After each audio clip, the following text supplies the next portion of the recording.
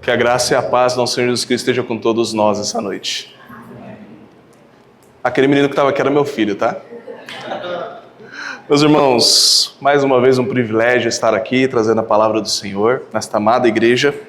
Peço que os irmãos abram a palavra de Deus em 1 Pedro, capítulo 1, versículos de 22 a 25.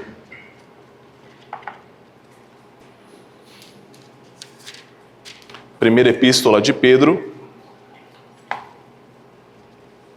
capítulo 1, versos 22 a 25. Diz assim a palavra inerrante do nosso Deus.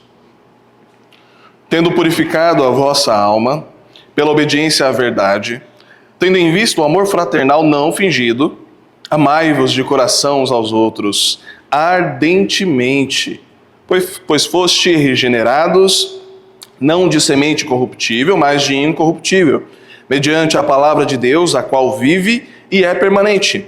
Pois toda a carne é como a erva, e toda a sua glória é como a flor da erva. Seca-se a erva e cai a sua flor. A palavra do Senhor, porém, permanece eternamente. Ora, esta é a palavra que vos foi evangelizada. Até aqui a leitura da palavra do nosso Deus, vamos fazer mais um momento de oração. Senhor nosso Deus, tua palavra foi lida, anunciada aqui.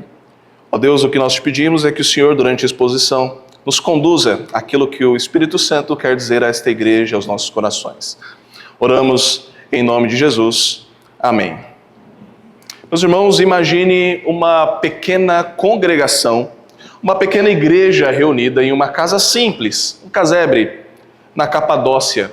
Talvez à beira de uma fogueira acesa para cortar o frio da região montanhosa em que estavam. Homens e mulheres estavam ali em silêncio, falando bem baixinho, com os olhos atentos ao leitor que estava com um pápiro segurando e lendo uma carta, não uma carta simples, não uma carta qualquer, mas a carta do próprio apóstolo Pedro, a quem escreveu, vinda de Roma.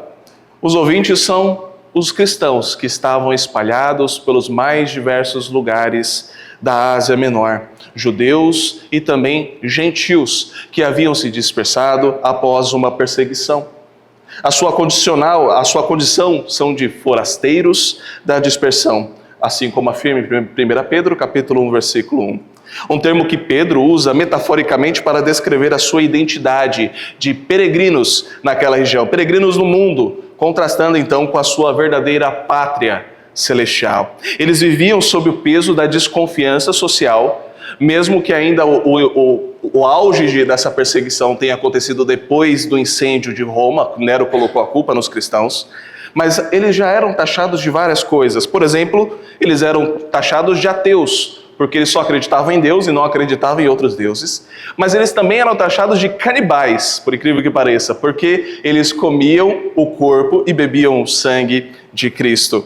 E também chamados de imorais e tantas outras coisas. O império começava a perseguir, então, estes cristãos. Eles não possuíam templos, nem segurança social, muito menos notoriedade ou uma reputação. Eles foram arrancados das suas redes familiares, excluídos dos centros de civilizações comuns e separados da verdadeira comunhão, da comunhão sem perseguição. Neste mundo de incertezas, de hostilidade, Pedro então escreve esta carta para eles. Uma carta de consolo, mas também uma carta de exortação. Da mesma forma como o apóstolo Pedro tenta trazer consolo e inspiração, ele também exorta os irmãos a terem santidade. E os primeiros versos dessa carta tratam exatamente sobre santidade. Porque Pedro estava com a intenção de que aquela comunidade fosse transformada pela vida gerada pela palavra eterna do nosso Deus. A primeira epístola de Pedro foi escrita por volta de 62 a 65 depois de Cristo, em um contexto cada vez tenso e hostil. Pedro descreve aquela região como desde a Babilônia, está lá em 1 Pedro capítulo 5, versículo 13, uma referência codificada e teológica para a cidade de Roma, era chamada de Babilônia, que era um símbolo de opressão e também de depravação. Pedro estava colocando esse nome em Roma, embora a perseguição oficial ainda não tivesse começado, eles de fato estavam já sendo muito perseguidos e, de maneira significativa, alguns cristãos já estavam sendo presos, questionados e outros até mesmo mortos por ocasiões públicas. Os destinatários da carta eram aqueles estrangeiros não apenas no sentido geográfico, mas também espiritual. Eles estavam longe, não pertenciam mais a um sistema cultural e religioso à época dominante e viviam sob suspeitas. Imagina você, meus irmãos, vivendo em um ambiente assim, um ambiente hostil, onde para se reunir não dava para ter microfones, caixas de som, tampouco uma gravação que vai para a internet. Nestes tempos, eram reuniões secretas nos lares, onde o silêncio deveria ser a ferramenta de proteção para aqueles cristãos. Mas eles não deixavam de orar, eles não deixaram de proclamar o Evangelho. Pedro contrapõe deliberadamente a enfermidade, a efemeridade, difícil essa palavra, hein? Da carne, do império, da cultura e da glória humana. O que Pedro está fazendo aqui é, olha, a vida é efêmera. Falar efêmera é mais fácil. A vida é efêmera, mas a vida eterna com Cristo, esta é perene, esta é eterna. A nova vida em Cristo, a regeneração, purificação, é capacitada pela palavra de Deus e manifestada no amor fraternal genuíno. É sobre isso que está falando esse texto. Para tentar resumir, Pedro aqui está falando sobre uma nova vida em Cristo, ou seja, regeneração, purificação, que é capacitada pela palavra de Deus e se manifesta no amor fraternal. Isso aconteceu com todos nós. Tivemos nova vida em Cristo, nós deixamos aquela vida que nós tínhamos, deixamos a morte no caso, estávamos mortos em nossos delitos e pecados, fomos regenerados, fomos santificados e tudo isso pela capacitação da palavra de Deus. E mediante a isso nós agora podemos demonstrar o nosso amor fraternal, não fingido, mas genuíno. Então por que a palavra de Deus tem esse poder? Por que a palavra de Deus tem esse poder transformador? E é o tema de hoje. Porque a palavra de Deus transforma. Em primeiro lugar, a palavra de Deus transforma porque a palavra de Deus é amor. Acompanhe a leitura do versículo 22 comigo.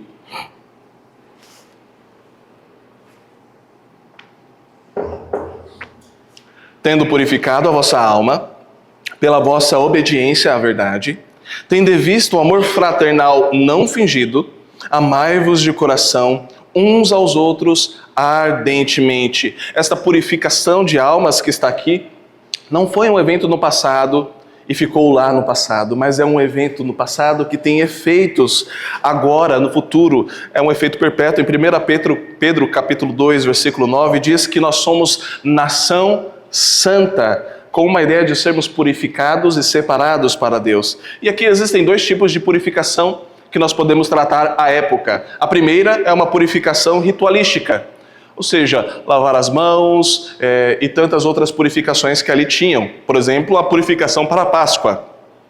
Mas aqui no texto está falando sobre uma outra purificação, que é a purificação moral ou espiritual. E é claramente esse tipo de santificação que ele está trazendo aqui, de purificação. A pureza era um conceito importante no judaísmo, a purificação ritual para o culto, quanto no mundo greco-romano também era importante. Por exemplo, em certas práticas religiosas, a purificação era essencial e também filosóficas, por incrível que pareça. Pedro, no entanto, ressignifica essa purificação em um contexto espiritual, o que era novidade à época. Ok, eu estou puro fisicamente, visivelmente, mas espiritualmente ninguém se importa. E Pedro está trazendo aqui um aspecto espiritual, aquilo que ninguém vê. Isso também precisa ser santo, isso também precisa ser puro e regenerado. A purificação não é mera formalidade, mas causa um profundo impacto na alma do pecador. A obediência à verdade não era cega, mas era uma resposta ativa e consciente da revelação de Deus em Cristo. A verdade no pensamento petrino não é meramente filosófica, mas ela é salvífica. Quando ele diz verdade, não está apenas trazendo a filosofia de verdade, mas ele está trazendo o próprio Cristo, que é a verdade. O objetivo final da purificação é nos conformar à imagem de Cristo, que é o paradigma da santidade e do amor. O amor fraternal não hipócrita é um reflexo do amor de Cristo pela sua igreja. Assim, a purificação nos capacita a viver uma vida que glorifica a Cristo, refletindo o seu caráter no mundo. Olha a responsabilidade que os cristãos têm de refletir a Cristo no mundo. Esse é o nosso papel, e se não estamos o fazendo, então nós estamos deixando uma parte muito importante do Evangelho escapar. O motivo da purificação e a obediência à verdade, tudo isso culmina em um único sentido: o amor genuíno, o amor fraternal, sem mentiras.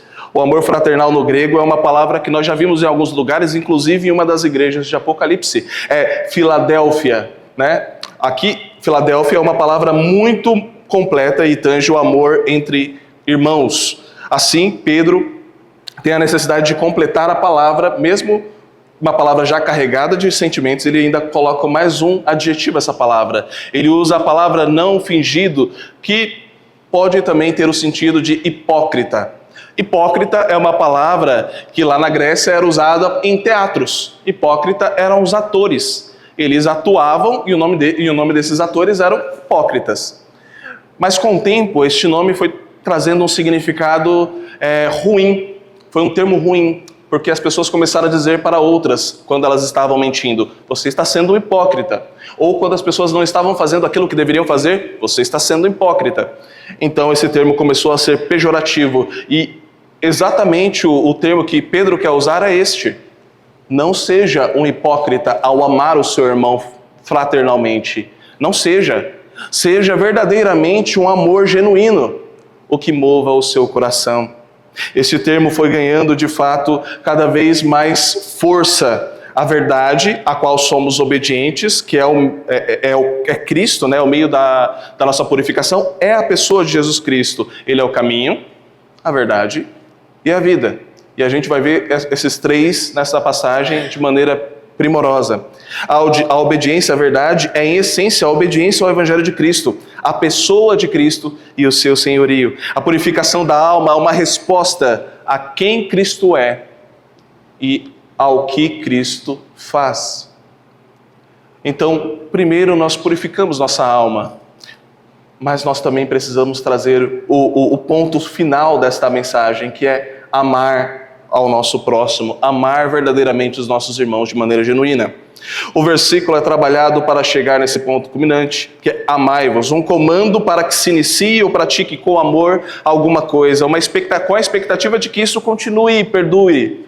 Amar o irmão não é ter um ato pontual de amor, mas é continuamente amar o seu irmão dia após dia, dificuldades após dificuldades. É muito fácil amar o irmão quando nós estamos em uma comunhão, tomando uma Coca-Cola 0 açúcar, e neste momento a gente dá risadas, conversa, conta uma piada aqui, outra piada ali, está todo mundo bem. A dificuldade de amar o irmão vem quando as dificuldades de fato vêm. Quando vem discussões, quando vem discordâncias, quando o irmão não pensa aquilo que você pensa, aí o amar ao próximo se torna cada vez mais difícil. Ou até nem isso. Quando um irmão precisa de você verdadeiramente e você precisa abrir mão de algo que é seu para ajudar este irmão. Aí nós vemos o amor fraternal não fingido. Quando você precisa abrir mão do seu tempo, dos seus recursos, por vezes da sua própria vida, em amor ao seu próximo. Então Pedro não está meramente descrevendo aqui o amor, mas ele está ordenando aos seus leitores que pratiquem o amor. Então pensa, amor não é eu tenho que sentir o amor, eu tenho um momento de sentir o amor, tenho o meu tempo de sentir o amor. Não, amor é ordem. Nós devemos amar, porque Cristo nos amou. Distinto do amor baseado em emoções ou atração física, este amor que Pedro está falando busca o bem do outro e não do nosso. Mesmo que isso implique, por vezes, sacrifício pessoal. É o amor que Deus tem pela humanidade. É o amor que os crentes devem ter uns pelos outros. Este é o amor fraternal que nós devemos praticar e praticar. O amor fraternal é um pilar para a sobrevivência daqueles irmãos. Então você se lembra, eles estão lá nas suas casas fazendo culto silenciosamente, escondidos por vezes, para poder cultuar ao Senhor.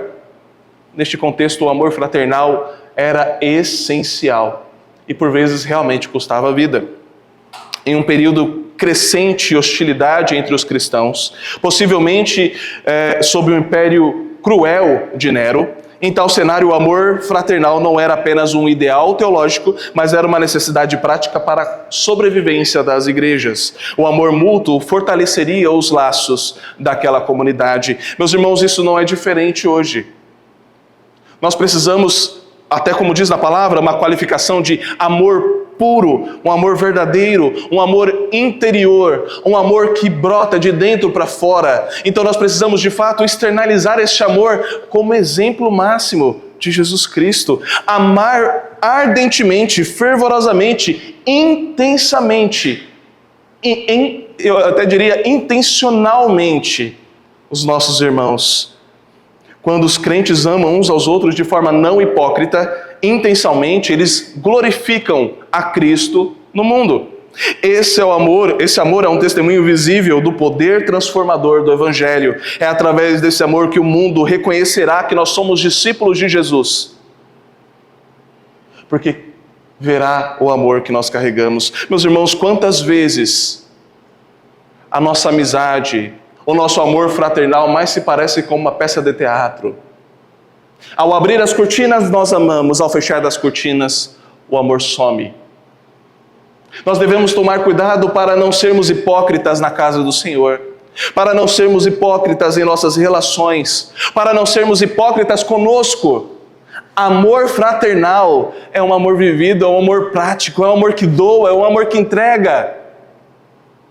Isso vai muito além do que nós podemos imaginar, meus irmãos. Se o nosso coração foi genuinamente purificado, ele naturalmente vai se inclinar para amar o nosso próximo de maneira genuína.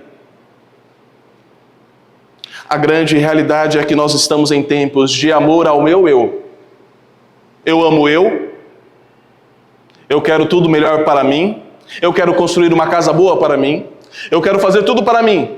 Claro, eu amo os meus irmãos, desde que esses irmãos não me deem trabalho. Mas você também dá trabalho para outras pessoas. Devemos amar genuinamente os nossos irmãos. O irmão na fé, meus, deveria ser muito mais importante do que o irmão de sangue. Porque por vezes o irmão de sangue não é eterno, porque é efêmero. É só aqui na terra. Mas o irmão de fé, este é eterno.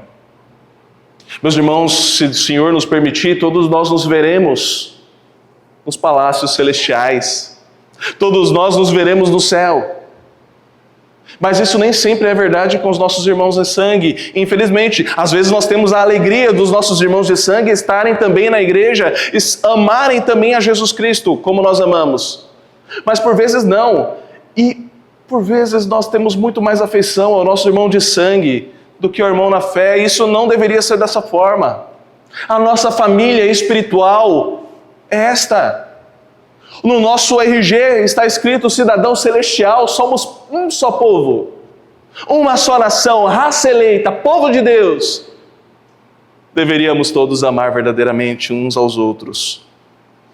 A cada manhã, ao nos depararmos com as imperfeições dos nossos irmãos, vamos olhar também para as nossas próprias imperfeições, ao nosso próprio egoísmo. Você pode dizer, mas tal irmão é insuportável. Você também é. Tal irmão é chato. Você também é.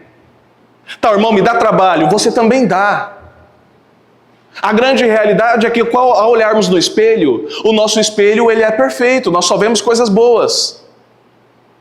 Nós achamos que nós estamos em um patamar acima dos demais. A grande realidade é que não. Somos pobres pecadores como o outro que está ao seu lado.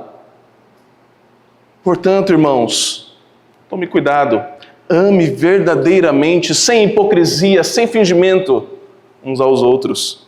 Em segundo lugar, a palavra de Deus é vida.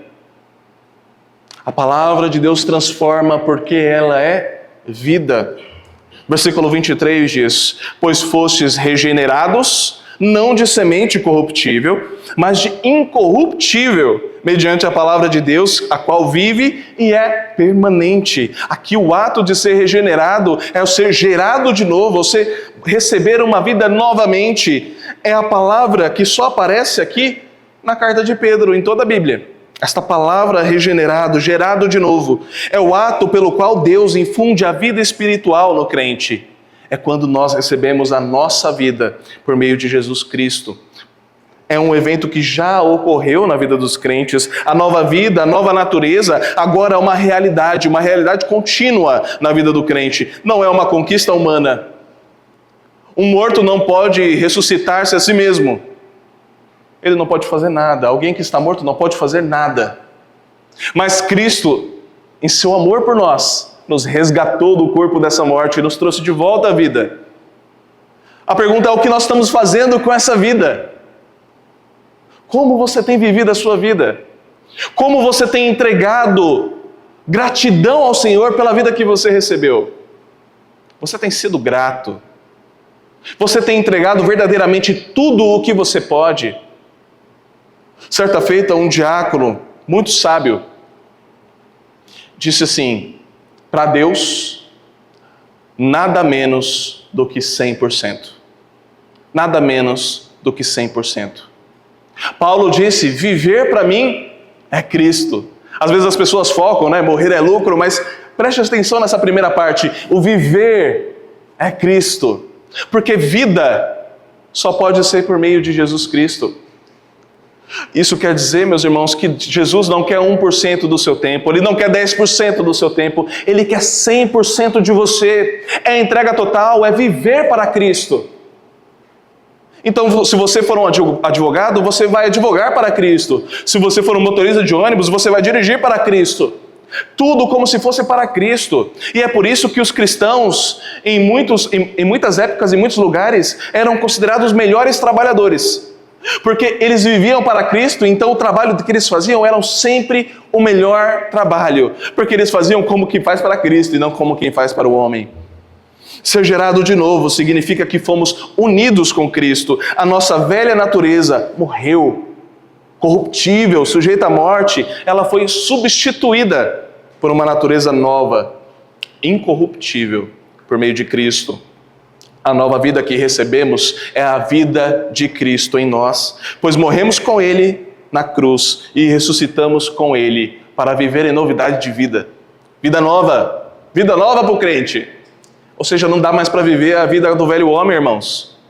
Não dá mais para viver como se Cristo não existisse, como se Cristo não estivesse aqui. Nós devemos ter uma novidade de vida. Se você vem à igreja, mas lá fora se comporta como alguém que não foi regenerado, talvez você realmente não tenha sido regenerado. Ele diz de semente corruptível, mas não de semente corruptível, mas de incorruptível. Pedro nos mostra que a semente não é corruptível. O novo nascimento não tem data de validade. Como quem recebe um presente, este pode ser perdido a qualquer instante. A nossa salvação, você não pode deixar cair no chão e perder a salvação.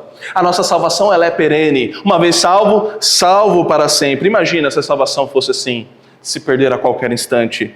Em contraste, como nos lembra Gênesis 3:15, porém, inimizade entre ti e a mulher, entre a tua descendência e o seu descendente, este te ferirá a cabeça e tu lhe ferirás o calcanhar. A palavra descendência aqui, do hebraico, é oriunda de semente, sendo então a semente corruptível a semente da serpente, e a semente incorruptível a semente que levaria para Cristo. O novo nascimento não perece, conforme nós decoramos em João 3,16, porque Deus amou o mundo de tal maneira que deu o seu Filho unigênito para todo aquele que nele crê não pereça, mas tenha a vida eterna. Sem um Salvador que morreu e ressuscitou, a semente, a palavra, seria uma semente sem solo. E um novo nascimento, o milagre, seria totalmente impossível. Sem Jesus, não há nova vida. Sem Jesus não há novo nascimento. E aqui continua o texto, finalizando esse versículo, mediante a palavra de Deus, a qual vive e é permanente. Fomos regenerados mediante a palavra de Deus. E isso fundamenta tudo o que vimos, porque somente mediante a palavra de Deus todas as coisas podem acontecer. É pela palavra que tudo começou. No princípio criou Deus, e aí é pela palavra, meus irmãos. Tudo se criou pela palavra, tudo é por meio da palavra. O Verbo se fez carne, é a palavra do nosso Deus. A palavra de Deus é um instrumento da regeneração. A palavra de Deus não é morta, não é letra morta, mas é letra viva. Possui poder vital, permanente, eterna, imutável. A palavra do nosso Deus é perfeita. A regeneração, a purificação e o amor fraternal são capacitados por esta palavra imutável e viva. Em 1 Pedro 1, versos 3 e 4 diz assim: Bendito Deus e Pai de nosso Senhor Jesus Cristo, que segundo a sua muita misericórdia, nos regenerou para uma viva esperança, mediante a ressurreição de Jesus Cristo dentre os mortos, para uma herança incorruptível, sem mácula, imarcessível, reservada nos céus para vós outros. A profunda verdade que nós fomos regenerados de semente incorruptível é o alicerce mais forte, mais firme contra o desespero e a hipocrisia. A grande realidade é que aquele povo que estava lá ouvindo essa carta, ouvindo a leitura da carta do apóstolo Pedro, eles estavam recebendo tanto uma exortação como também um consolo. Ao dizer que a palavra de Deus era viva e que não era corruptível, mas incorruptível, aquele povo que estava ali, disperso, lembrou-se, não é sobre essa vida que estamos falando, mas é sobre a vida eterna.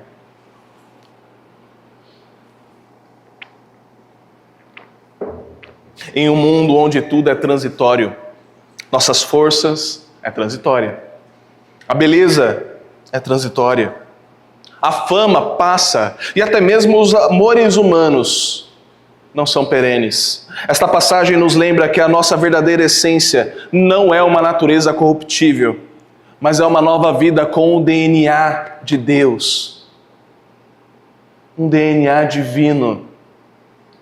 Isso significa que, embora a luta contra a carne e contra os pecados seja verdadeira e persistam, a nossa identidade fundamental não está mais presa à morte.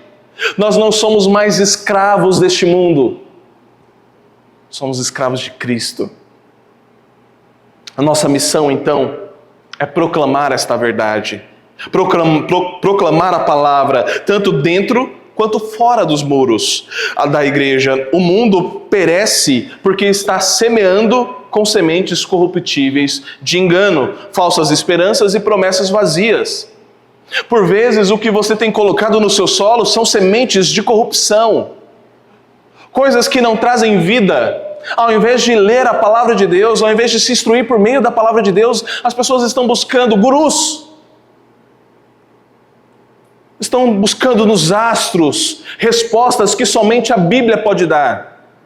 Estão buscando em evidência aquilo que só Deus pode revelar, se quiser revelar. Estão buscando em meios ímpios a verdade que eles nunca vão encontrar por lá. Porque a única verdade está na palavra do nosso Deus. Cristo é a verdade. Cristo é a vida. Meus irmãos, nós não apenas devemos ser gratos pela vida que recebemos de Jesus Cristo, mas devemos viver essa vida com dignidade. Nós devemos ser cartas de Deus para o mundo. Nós devemos andar por aí como epístolas vivas. As pessoas devem olhar para nós e enxergar a Cristo. Que o nome dele seja muito mais alto e muito maior do que o nosso. Terceiro e último lugar, a palavra de Deus é permanência. Ela nos transforma porque ela é perene. Versículos 24 e 25. Pois toda a carne é como a erva, e toda a sua glória como a flor da erva. Seca-se a erva e cai a sua flor. A palavra do Senhor, porém, permanece eternamente. Ora, esta foi a palavra que vos foi evangelizada. A carne tem um sentido de humanidade aqui. O corpo terreno é comparado com a erva e todas as suas características totalmente perecíveis. E aqui quando diz secou, é um secou completamente. De fato, simplesmente seca por fatores além da sua vontade. Isso é um fato concreto. Assim como o cair da flor, que tem a natureza totalmente perecível. Toda planta está sujeita a secar. Apesar dos seus cuidados que você pode ter, todas as plantas vão secar, eu sei. Talvez você tenha a sua plantinha em casa e você diz, não, essa daqui não vai secar porque eu converso com ela todos os dias, a gente já combinou que ela não vai secar. Hora ou outra ela vai secar. Porque este é o fim. Este é o fim das coisas criadas. Elas acabam. Elas têm um começo, um meio e um fim. Ao contrário da palavra de Deus. Ao contrário do próprio Cristo. As pessoas dependiam diretamente da chuva e da fertilidade da terra naquela época. A seca era uma ameaça real e eles entenderam muito bem essa metáfora quando Jesus a utilizou. Eles sabiam da fragilidade e a transitoriedade. Isso não tinha necessidade de explicação complexa para eles. A citação aqui é de Isaías capítulo 40, versículos de 6 a 8. Ele faz uma citação a isto. Vamos ler esses versículos. Isaías capítulo 40, versículos 6 a 8, diz assim: uma voz diz, clama, e alguém pergunta, que hei de clamar? Toda a carne é erva, e toda a sua glória como a flor da erva. Seca-se a erva e caem as flores, soprando nelas o hálito do Senhor. Na verdade, o povo é erva. Seca-se a erva e cai a sua flor, mas a palavra do nosso Deus permanece eternamente. O contraste aqui é claríssimo. A carne, toda a carne, representa aqui a humanidade, e isto acaba. Ao entender que a humanidade tem fim, coloque na sua cabeça que você tem fim. Você não é eterno. Provavelmente você já foi em algum velório, você já foi em algum lugar onde se despedir de alguém que você amava, ou que você de fato teve muito relacionamento. Todos nós, hora ou outra, ou passamos ou vamos passar por situações assim. Sabe, um pastor, uma vez eu li um relato de um pastor que foi entrevistado, um pastor norte-americano, e esse pastor foi entrevistado e fizeram algumas perguntas para ele. E uma das perguntas foi, pastor, já era aposentado esse pastor, já estava fora do ministério, serviu por muitos anos. O que o senhor mais sente falta do ministério? O que você mais gostava? O senhor fez muitas coisas, né? Casamentos, batismos, o senhor participou de festas, visitas, reuniões, congressos. O que o senhor mais gostava de pregar? Qual foi o momento que o senhor mais gostava? E esse pastor, de maneira surpreendente, respondeu, eu gostava dos velórios. Parece fúnebre, né? Eu gostava dos velórios. E as pessoas diziam, pastor, mas por que o senhor gostava dos funerais? O que te fazia gostar dos funerais? E ele respondeu algo surpreendente. Ele disse, eu gostava de ir aos funerais, porque quando eu estava nos funerais, eu falava e as pessoas escutavam com a alma. As pessoas que lá estavam não estavam preocupadas se o cabelo estava arrumado. As pessoas que lá estavam não estavam preocupadas em falar sobre a última moda, ou sobre os últimos problemas, ou sobre piadas, ou sobre time de futebol. Eles não estavam preocupados com nada, além da vida e a morte. Cada palavra que eu proferia da minha boca era sugado como uma esponja. Eles queriam conhecer, eles queriam saber o motivo de na frente deles terem um corpo sem vida. Por que a carne morre? Por que a vida se esvai de um corpo? E então, com aquele olhar de atenção, este pastor ia falando para estas ovelhas as palavras do Evangelho. Ele disse que onde ele mais via conversões, quebrantamento, eram nestes lugares. As pessoas queriam saber aquilo que estava sendo pregado. Meus irmãos, ao entendermos que a vida ela é totalmente perecível, nós começamos a ter um olhar um pouco mais atento para a eternidade. As pessoas se esqueceram do céu. As pessoas se esqueceram que essa vida é totalmente passageira. Nós vivemos como se nós fôssemos imbatíveis, e não somos. Não somos, nunca fomos, meus irmãos. Nós não somos indestrutíveis.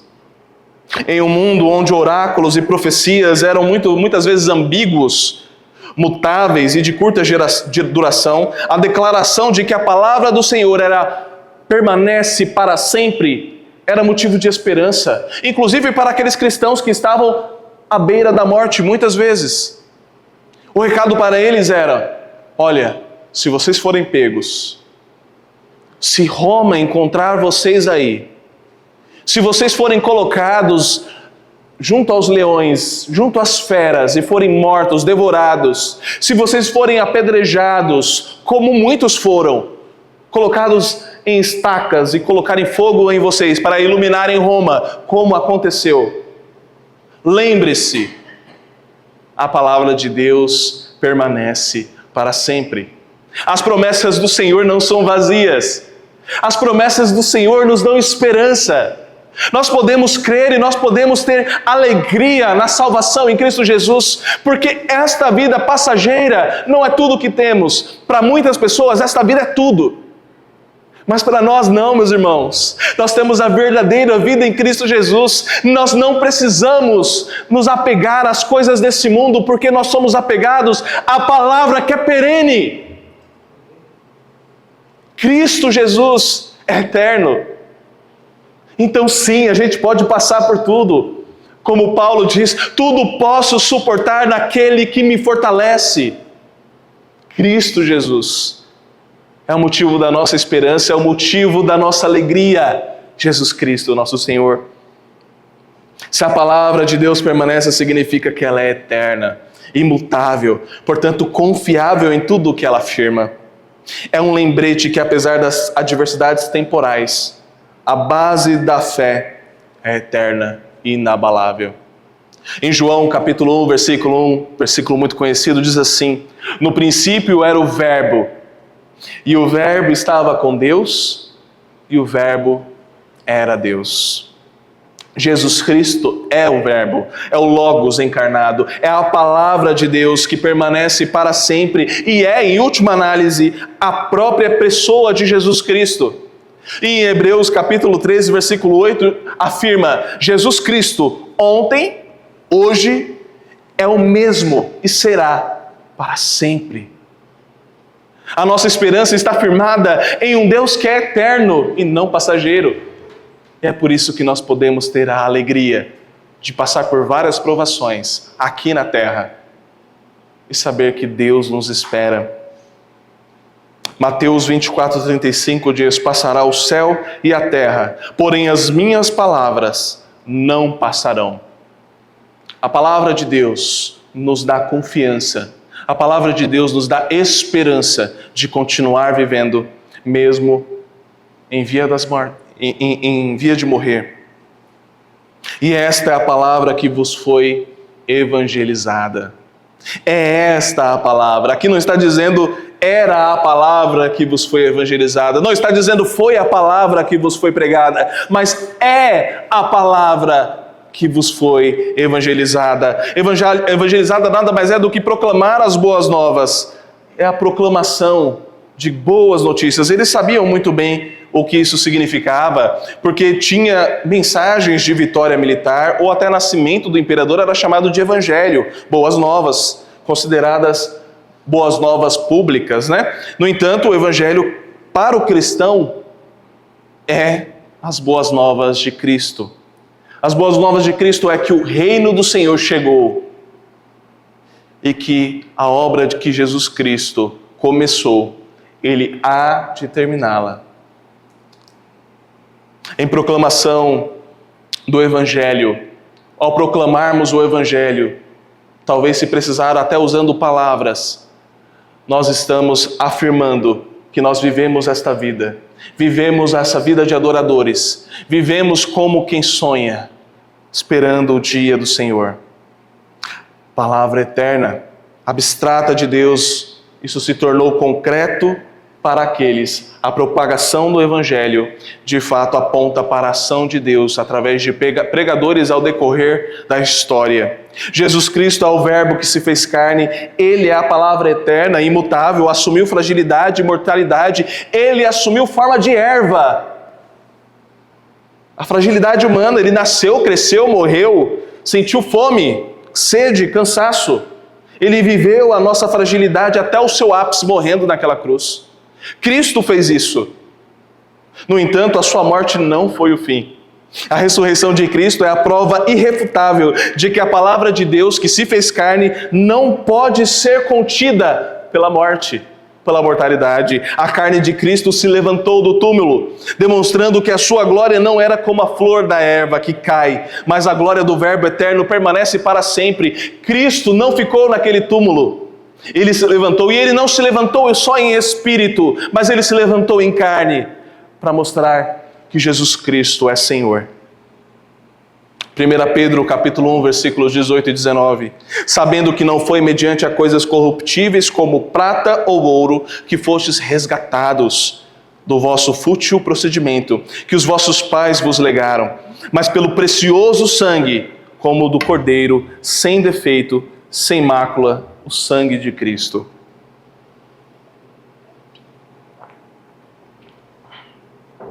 Ele é o cumprimento de Isaías 40, 6 e 8. Ele é o Senhor que, com o hálito de seu Espírito, não apenas fez a carne murchar, mas também vivifica o que estava morto. A palavra que nos foi evangelizada é a boa nova do Verbo encarnado, que venceu a transitoriedade da carne e em sua vitória nos oferece uma vida nova, uma vida verdadeira, uma vida sem máscaras, uma vida que nos leva ao amor fraternal não fingido. A imagem da erva seca demonstra nossa total dependência, em contraste de Cristo, que é a pedra que vive, o fundamento eterno sobre o qual a nossa vida e a nossa esperança precisa estar estabelecida.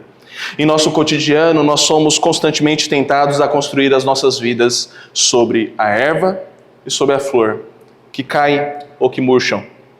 Nós buscamos segurança em nossa saúde, em nossa riqueza, em nossa aparência, em nossa reputação, naquilo que nós podemos fazer, nos nossos planos terrenos. Nós buscamos apoio em tantas outras coisas, nos esquecemos de dobrar os joelhos e buscar apoio no único que pode nos dar apoio verdadeiramente.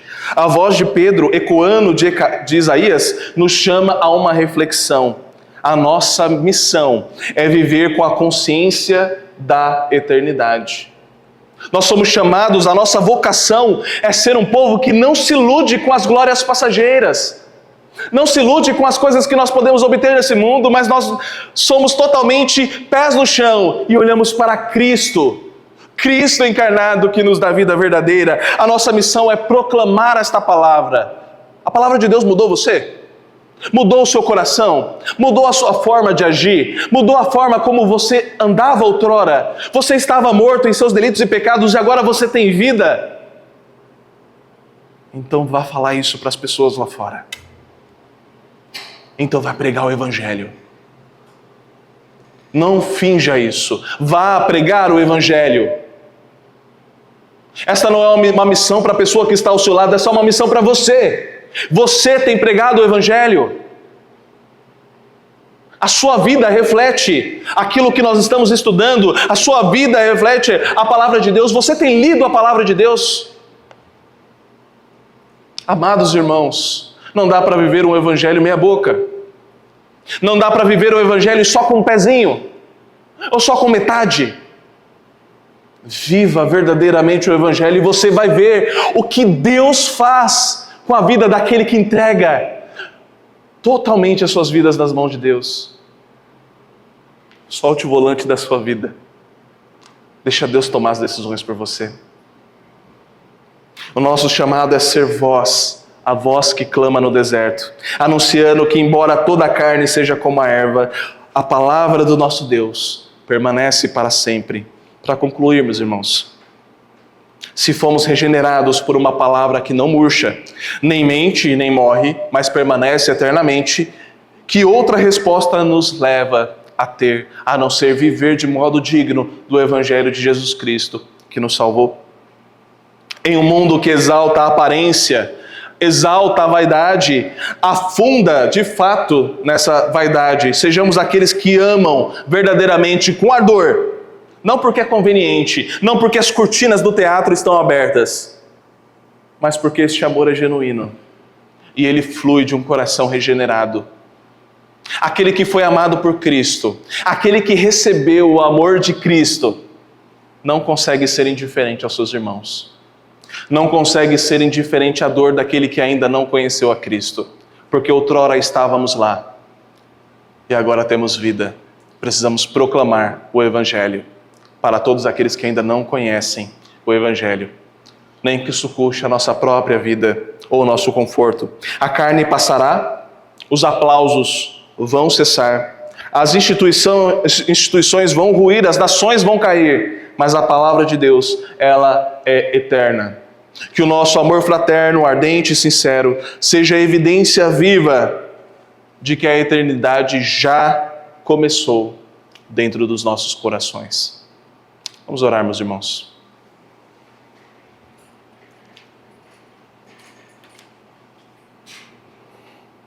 Santo Deus, Tua palavra foi lida, é anunciada aqui esta noite. Ó Deus, nós não queremos ter uma fé fingida, um amor fingido, não queremos ser hipócritas, queremos ser verdadeiramente cristãos, verdadeiramente crentes. Ó Deus, queremos participar de uma comunhão verdadeira, queremos ser uma igreja referência em amor, não apenas na letra, mas em amor verdadeiro, não fingido. Ó Deus, que a Tua palavra, que é viva e eficaz, transforme os nossos corações. Ó Deus, que a Tua palavra, que é imutável, é perene. Ó Deus, que isso possa nos dar esperança diante de uma vida que por vezes escapa em nossos dedos, ó Deus. Uma vida que nós não temos controle, uma vida passageira. Ó Deus, diante desta vida queremos nos entregar diante de Ti, Senhor. Porque sabemos que ao segurar o volante das nossas vidas, nós não estamos conseguindo fazer da forma correta, mas só o Senhor pode cuidar dos nossos corações da maneira como Ele deve ser cuidado. Só o Senhor pode nos orientar o caminho pelo qual nós devemos andar, Senhor. Ajuda-nos, Pai, a vivermos de modo digno do Evangelho de Jesus Cristo, pois o Senhor nos salvou, o Senhor nos regenerou. Somos gratos a Ti pela nova vida em Cristo Jesus. Que vivamos de modo digno do Evangelho. Oramos em nome de Jesus. Amém.